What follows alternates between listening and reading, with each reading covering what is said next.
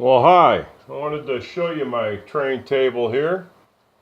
It is G scale on this side and O scale on the other. And if the film comes out, I'm going to show you how I roll the table over.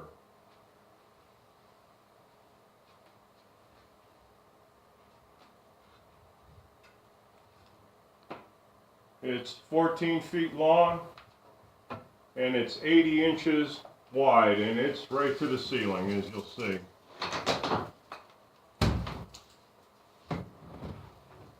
Real tight fit.